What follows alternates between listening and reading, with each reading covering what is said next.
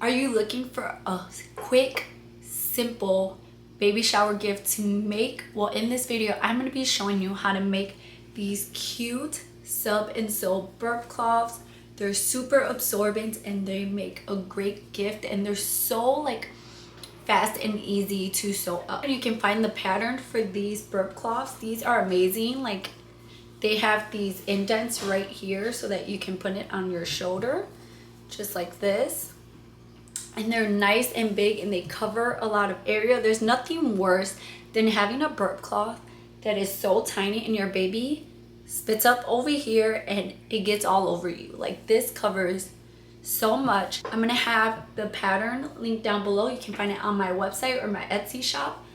So if you want to see how to do it, just keep watching. If you're new to my channel, my name is Leslie. My channel is all about sublimation and sewing. So if either of those things interest you, please consider subscribing, joining my YouTube family, and let's jump into this. So for this project, you're gonna need your sublimated pattern pieces. I'm doing 5 different burp cloths.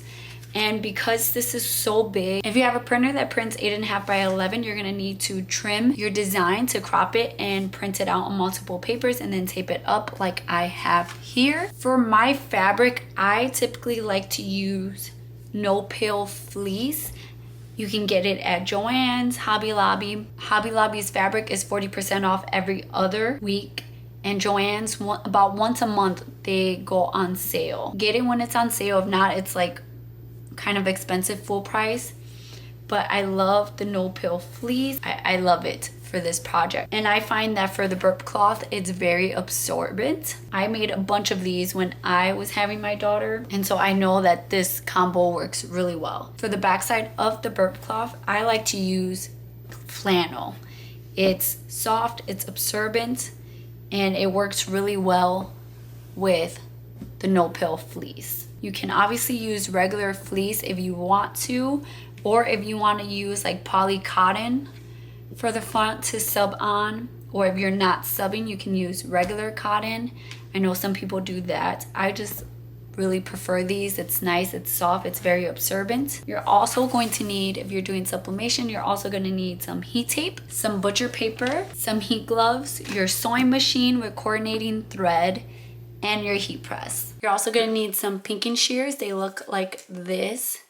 This is optional. They have like a little zigzag curve there, and a lint roller. Okay, we're gonna start off by taking our no-pill fleece, and this has a side that is kind of brushed. And I mean, if you wanted to, you can use that side, but I typically use the other side. So you want to start off by taking a lint roller and lint rolling the way that the fleece is going. You can kind of rub your hands and see. So you want to just lint roll really good. And it might take a few sheets because this is fleece.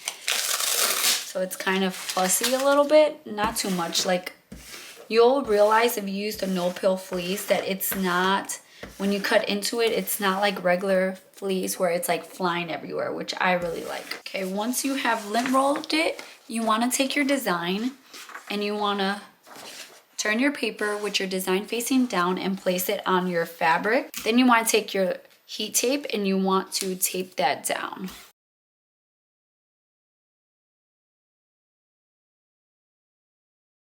Once you have taped it down, you can trim down your fabric, and this is ready to go to the heat press. As I was prepping the other burp cloths that I'm making, I realized that I have no-pill from Hobby Lobby and Joann's, and I wanted to show you the difference because I realized it right away now that I have them side by side. This is the one from Hobby Lobby. It is kind of a little bit, I don't know if the camera can pick it up, it's a little bit see-through. And it's a lot thinner, and it's not, it just doesn't look as nice. This is the one from Joann's. I like this one a lot better than this one. This one just feels thinner and like, I don't know.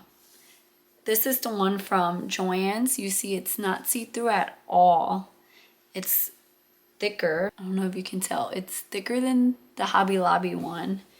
And it just feels like much better quality. So I recommend the one from Joann's, not the one from Hobby Lobby. Just a F. Okay, we're gonna start off by taking a piece of butcher paper and putting it on the bottom of our heat press. We're then gonna take our prepared fabric Want to make sure that that Sublimation paper logo design is facing up. Then you just want to take another piece of butcher paper and put that on top. And then we're gonna press, I'm gonna press at 385 degrees for 60 seconds. My heat press runs hot. If yours does not, you can do 400 degrees for 60 seconds. Make sure that you don't have too hard pressure or you're gonna flatten that no-pill fleece. Okay, so you want to take your butcher paper. Once that's done, you want to take your butcher paper and you can kind of see some of the sublimation ink on there. So you want to throw that away. And then you, in one big swoop, you just want to take off your sublimation paper. Look at that ink release. I love this paper. I'll have this link down below for you guys. And here's how it looks. And don't worry if you have some creases here. I kind of had a little bit too much pressure, so you can kind of see my crease line a little bit from my paper, but that's okay. I promise it's gonna go away. Don't worry about it too much with this kind of project. So now we're gonna take a rotary cutter, or you can use fabric scissors, but I really like using a rotary cutter. I feel like I have more control. So we're going to take our rotary cutter and we're just going to cut along the edge of our design. And don't worry too much if you have a little bit of white. That's gonna get sewn up. It really doesn't matter.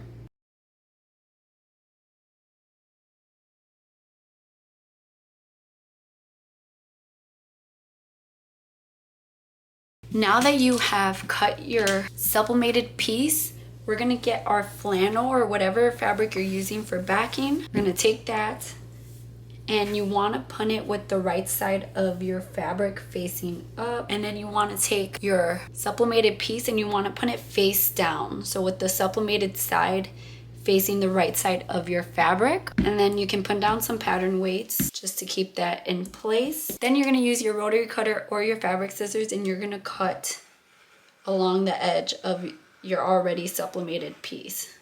So you're basically just using it as a template.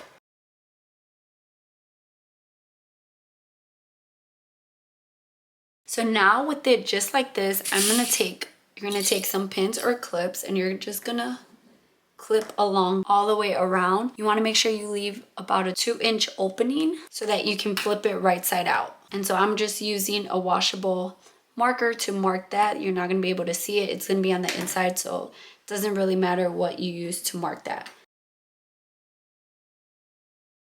And then now we're gonna take this to our sewing machine. So for this, I actually like to use my 1/4 inch seam guide foot. I love this foot. And so we're going to start at this bottom line here that we marked. So we're sewing this at 1/4 seam allowance. So I'm just using, again, my 1/4 seam allowance foot. And we're gonna line up our fabric with the edge of our foot if you have this foot here. If not, you should have a 1/4 seam guide on your sewing machine, or you can use a metal seam guide to put in here. So we're gonna start stitching. Then we're gonna make sure to back stitch to secure that seam, and then we're just gonna sew all the way around.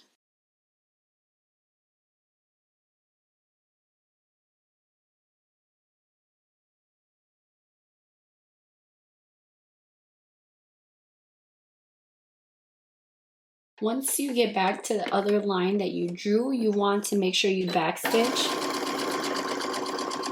just to secure that seam, and then cut your threads. Okay, once you have sewn all the way around, you want to take pinking shears, or you can take scissors and trim. If you're using scissors, you want to cut slashes like that to kind of help those curves bend. If you're using pinking shears, you're going to start, and you want to make sure you don't trim this section right here, your opening. You don't want to trim that. You want to just trim where you actually sewed. So if you're using pinking shears, you want to start off right at the beginning of your stitches. You want to make sure that you're not cutting through your actual stitches, and this is just going to help your curves lay nicer. Now that you have trimmed all the way around with your pinking shears or your scissors, you want to take your hand and you want to stick it through your opening, And I like to go all the way to the furthest corner and pull that through. You want to be gentle. You don't want to rip any stitches, and you just want to pull your whole burp cloth through. And it should be really easy. This is very not super thick fabric, so it's not going to be hard to do. And you want to make sure you poke out your corners and your curves. I like to use something like a chopstick, and I will rub that along my edges, especially my curves, to kind of make them go out nicely. You don't want to use anything that's going to be pointy and that's going to make a hole in your fabric. So I think chopsticks are perfect. I like to take an iron at this step, and I like to iron down all my edges, iron down that closing flat so that it can be much easier to top stitch. So your opening, if you kind of tug a little bit at the seams right here where you stitch at your beginning stitches here, it will automatically kind of roll in.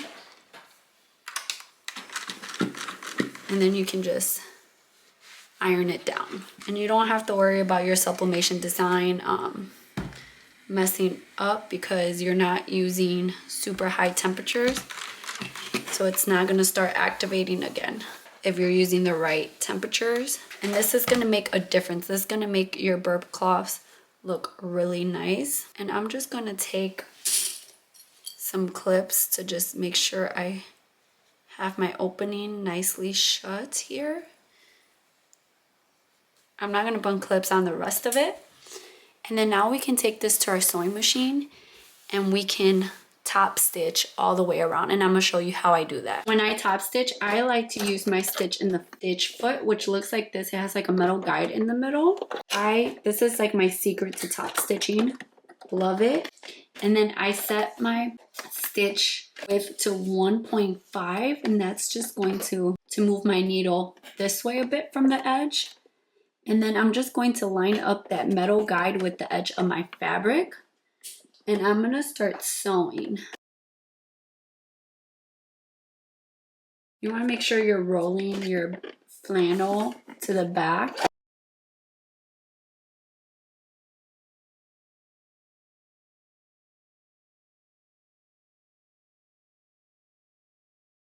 Okay, once you come back, make sure to sew over what you already sewed, and then you want to back stitch and then cut your threads. So you'll notice that after you sewed it, like some of the edges are kind of sticking up like that. So I think this makes them look nice and professional.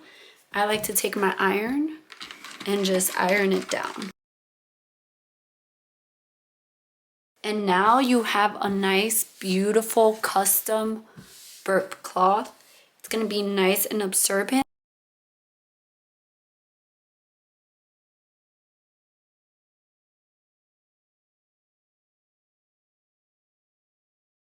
Wasn't that so easy to sub and sew up? I made about 5 of them, and it probably took me an hour between subbing, cutting the fabric, and sewing it all up. They're super quick and easy, and you can make a lot of them and kind of do it like, what's the word I'm looking for? Convention belt type. Like if you're doing it in y'all know what I'm talking about. Anyways, they're super quick and easy to sew, and this combination makes them so absorbent and so nice. Love them. These make a great custom gift. I have made some with like the baby's name on it and things like that.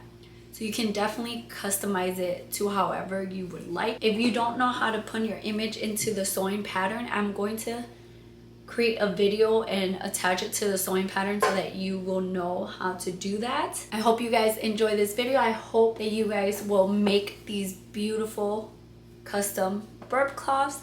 Thank you guys so much for supporting my channel. I love you guys, and I'll see you in my next video. Bye guys.